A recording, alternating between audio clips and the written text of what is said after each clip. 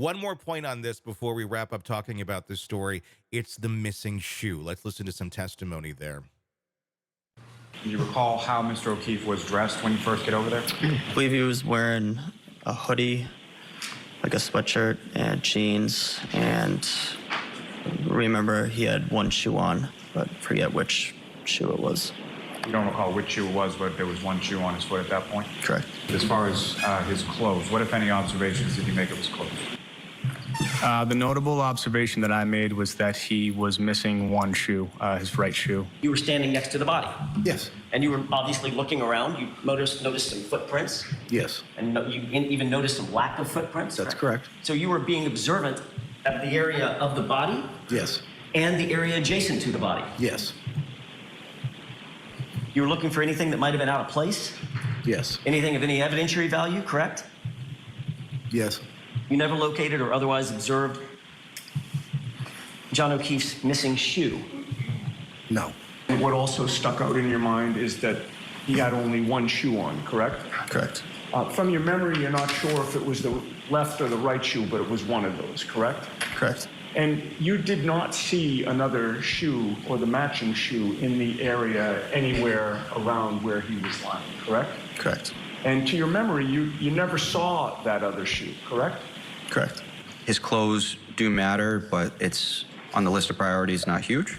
So by the time we figured out he was missing one of his shoes, we were already at the hospital at that point. Would that be something that would have been removed by one of you or one of the other firefighters while he was on the ground? If it would have been removed, both of them would have been removed. To assess that, it wouldn't do much good to just remove one and leave it there on scene.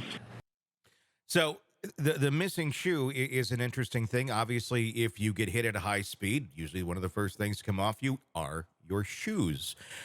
One came off, but where is the shoe? I guess that's kind of the mystery. What are your thoughts on that? Well, a couple of things. First of all, the snow had started to fall around 12:30. Mm-hmm. By the time John O'Keefe was found, by testimony, we now know 6 inches of snow plus drifts that were very high that you can see.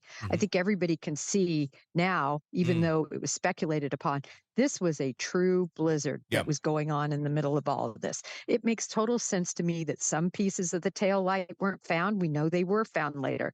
We know that the shoe wasn't immediately seen. It makes sense to me. There was 6 inches of snow. We know that John O'Keefe wasn't even seen by some people. True. Until he was put at. So a full body couldn't even be seen. It was dark. The sun hadn't risen, as some people tried to say. There wasn't a big street light. The only people that could see him, at least according to testimony, was the officer that used the spotlight. He could see him right away. Yeah. But other than that, until people started being around him, that's what, and of course, Karen Reed immediately saw him. She knew right where to go. So, she knew right where to go. But the foot. So just a couple of thoughts, and I can't wait to hear from the state's reconstruction experts. The defense is also going to have some experts, but my understanding is they are engineers. That's a whole different scenario, but we'll see how it plays out in terms of which are most believable and have the most background in it. But what if they're in this huge fight, and what if as he is slammed into, again, the velocity and everything, you saw the arm, one arm is injured, the other arm isn't. I believe that's because that's the hand he was holding the glass in. And we know there's pieces and fragments of the glass he took from the waterfall bar on the bumper. His hair is on the waterfall bumper. His DNA is embedded into pieces of the tail light. We know that that the tail light fragments, the microscopic fragments, are embedded in his clothing. I mean, it's so clear to me that tail light hit his person, his shirt, his person. So I think what happened is, whether he shouted something, whether he, whatever happened, that she made that decision to back into him. What my question is, did she back into him more than once? Why did we get to initial charges of manslaughter? Why did the indictment change to murder too? Yeah. That is I that's a can't big wait one. to see what more they have. Another thought on the shoe: snowing, snowplow. If it's in the road, if it flew off somewhere, they're going to start cleaning the streets at some point. Could it have just been not necessarily a cover up, somebody hiding it, this or that? Could it have just been brushed away and nobody did see it at that moment in time? Because at that moment in time, it wasn't, it was being looked at as not necessarily a crime scene. It was being looked at as this is a horrible accident that just occurred here and we got to go and try and save this man's life. So I'm wondering if it's just something as simple as that.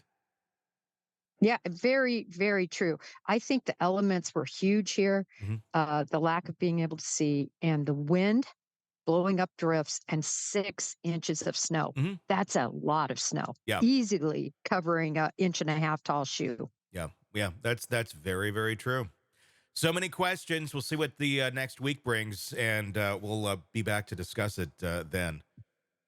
Hey, thanks for checking out the video. Be sure to follow us wherever you download podcasts, and especially Apple Podcasts, where you can get advanced episode and premium content on our premium channel right there. Also, be sure to follow us on social media so you don't miss any breaking updates on the stories that matter to you most. We're on TikTok, X, Instagram, Facebook. Just search Hidden Killers Podcast with Tony Brueski, and you'll find us right there. Again, thanks for watching.